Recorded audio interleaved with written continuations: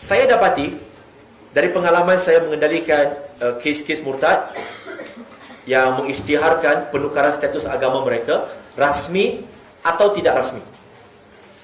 Apa yang saya maksudkan dengan tidak rasmi? Iaitu mereka yang tidak memohon di mahkamah secara rasmi. Itu tidak rasmi. Adapun yang rasmi maksudnya mereka telah memfailkan permohonan penukaran status agama mereka di mahkamah. Dari segi rasmi dan tidak rasmi, saya dapati antaranya adalah mereka datang daripada keluarga yang berpecah belah, di mana mak bapak bercerai dan mereka kurang kasih sayang, kurang dapat perhatian dari ibu bapa. Dan kebiasaannya mereka ini juga, dia ada kes yang terperinci ya, tapi saya kata secara kebiasaan dia akan guna yang eksklusif, yang sikit tu dia nak cerita. Tak, saya akan cerita yang general dulu. Secara umumnya mereka ini kurang mendapat didikan agama. Kurang mendapat didikan agama. Tetapi ada juga yang mendapat didikan agama yang sangat bagus sehingga mereka boleh bercakap dalam bahasa Arab, baca kitab bahasa Arab. Okey? Dan mereka juga boleh murtad.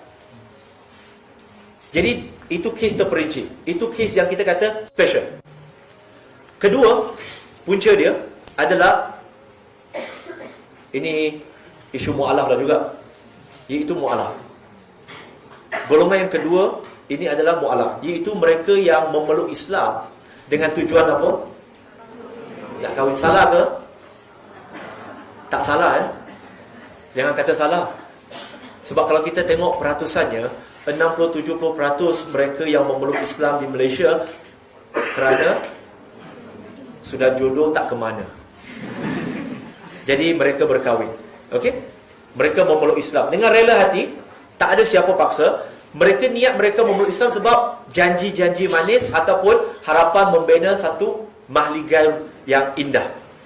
Ya, rumah tangga. Jadi yang murtad ini, mereka memohon juga terbagi dua ni, ada A, B.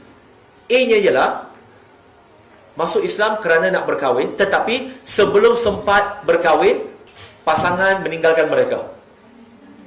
Dia fras lah. Bila dia fras, niat asal dia masuk sebab nak kahwin. Bila dah tak ada, kekasih dia ditinggalkan oleh kekasih dia, maka dia nak murtad. Macamlah dah tak ada calon lain kan. Tapi tak apalah, itu sebab mereka.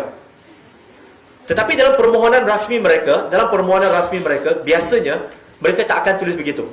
Dalam permohonan rasmi. Okey, mereka akan tulis saya tak mengamalkan Islam, bla bla bla dan sebagainya. 2B pula adalah mereka yang dah berkahwin, alhamdulillah, tetapi bercerai. Dan inilah sebenarnya yang banyak menyumbang kepada yang pertama tadi, iaitu ibu bapa bercerai. Dan saya boleh kata majoriti yang murtad, yang memohon menukar status agama secara rasmi ini, majoriti mereka adalah mu'alaf ataupun generasi mu'alaf yang kedua. Majoritinya. Kenapa yang generasi mu'alaf yang kedua tu boleh murtad? Sebab bila ibu bapa mereka bercerai, maka ada kalanya pasangan mereka ataupun ibu bapa mereka yang mu'alaf itu dan sebagainya tak amalkan Islam, dan ibu ataupun bapa yang lahir Islam tidak ambil tahu tentang kehidupan mereka, dan mereka dibesarkan dengan cara tanpa ada pendidikan agama yang kuat, background agama yang kuat. Tak ada. Oh, lagi 5 minit, Masya Allah. Saya baru nak mukadimah je. Okey, tak apa, kita kena hormat masa. Okey, saya tak mau jelaskan terlalu banyak sebab biasanya kalau program ataupun topik tentang murtad ini, biasanya saya akan bahaskan lebih dari sejam. Kami juga ada buat bengkel dakwah khusus untuk mengendalikan kes murtad selama 3 hari 2 malam untuk membincangkan isu murtad dan bagaimana nak mengendalikannya saja. Okey, baik, kita pergi kepada yang ketiga. Ketiga, Masya Allah. Ketiga, saya akan cakap realiti ya. Orang Islam yang rasa frust dengan golongan ustaz-ustazah yang mengeksklusifkan diri mereka. Okey? Yang mengeksklusifkan diri. Semakin tinggi ilmu, semakin popular, semakin susah nak jumpa. Okey? Yang keempat, alim ulama juga, mereka rasa frust. Sebab bila kata, alim ulama kata kita Muslim, wattasimu bihablillahi jami'an. wala tafarraqu. Surah Al-Imran surah ketiga ayat 103. Kita kena berpegang teguh pada tali Allah dan jangan berpecah. Tapi mereka ni lah cakap tak serupa bikin. Mereka lah yang gaduh-gaduh selalu. Cakap tak serupa bikin. Yang kelima, juga tentang alim ulama, iaitu bila agama dijadikan tunggangan untuk kemewahan dunia. Kata suruh bersedekah, tapi bila minta ceramah, bayarannya 1 jam 2,500 3,000. Tak salah, saya tak kata haram. Tetapi masyarakat yang melihat, dia akan nampak, apa ni?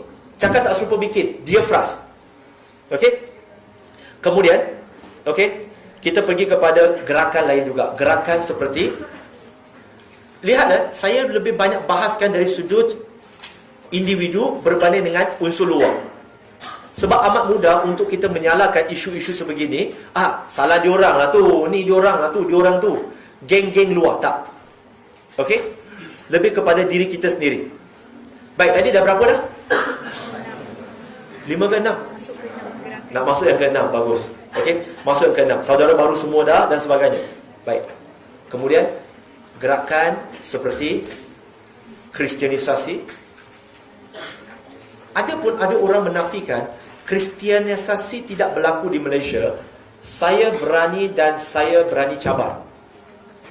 Siapa berani kata Kristianisasi tak berlaku di Malaysia? Kita mempunyai bukti yang secukupnya. Ada orang kata, kenapa tak buat laporan polis? Siapa kata tak buat? Dan sebagainya. Kristianisasi berlaku. Tetapi dia kembali kepada pemahaman agama. Jikalau Kristianisasi berlaku, dan saya sebenarnya sejujurnya, kalau tanya kepada saya tak akan salahkan orang Kristian yang berdakwah tau, yang menyampaikan agama mereka, golongan missionary. Tahu kenapa? Sebab mereka lakukan perintah agama mereka.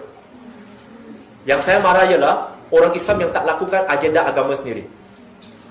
Nak salahkan orang lain senang. Masing-masing ada ladang 10 ekar. Diorang rajin, diorang buat kerja, dapat hasil, buat macam-macam program. Kita marah, kita kata, kenapa diorang rajin sangat? Wahal kita yang malas. Meresapnya pemikiran liberal.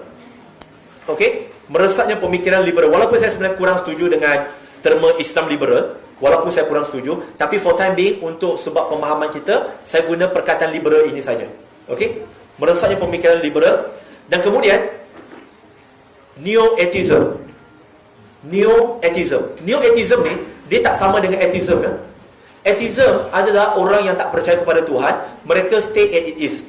Tetapi neo-atheism ini, mereka akan menyerang dasar dan akar setiap agama, termasuk Islam. Dan mereka akan mengajak orang untuk murtad. Dan tadi masih ingat saya cakap tentang Christianity? Mereka juga ada gerakan yang memfokuskan mahasiswa-mahasiswi, termasuk anda semua. Tapi anda tak sedar. Yang terakhir, sebab masa tinggal 2 minit kan, dan dah nampak ada pegang mic tu. Yang terakhir, sebenarnya banyak lagi punca, tapi masa, saya tak mau kata membazir masa amat mencemburu kita. Biar cantik sikit kan. Yang terakhir adalah media massa. Media massa. Hari ini, media massa, setuju ataupun tidak, mereka memainkan peranan yang sangat hebat untuk menyerang Islam. Walaupun mereka kata, kami neutral, kami free. Siapa yang ikut Facebook saya akan tahu. Siapa yang ikut saya di media sosial akan tahu. Dan malahan ada satu industri khusus. Industri ini dipanggil Islamophobia Inc. 2.0. Yang di mana dari tahun 2008 sehingga 2013, mengikut satu kajian yang dilaksanakan oleh Council America Islamic Relation, CAIR, mereka kata ada lebih kurang dalam 73 organisasi di Amerika Syarikat mempunyai akses kepada 204 juta American dollar. Tujuannya apa? Untuk mewujudkan kebencian dan salah faham terhadap Islam. Itu industri dia. Industri yang bernilai beratus juta dolar Amerika.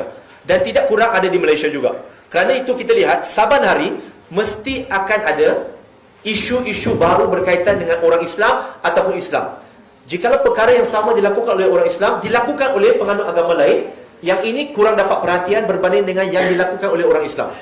Orang Islam kalau imam curi RM10, salah, tetap salah Curi RM10, RM1 pun tetap salah.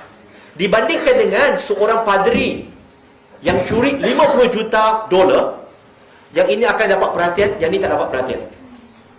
Itulah naratif yang sedang dimainkan oleh media, yang menyebabkan ada pelajar universiti Islam yang ada background agama murtad kerana dia rasa this religion must be false.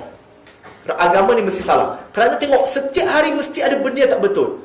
Kalau agama ni betul, nescaya penganut dia bagus. Masalahnya dia fikir penganut agama ni jadi malaikat.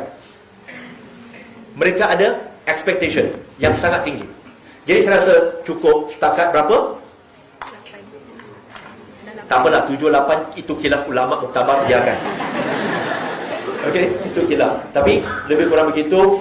Dan of course kita akan ada banyak lagi yang kita nak bincangkan bersama dengan Dr. Jibril, insya-Allah. Wallahu a'lam.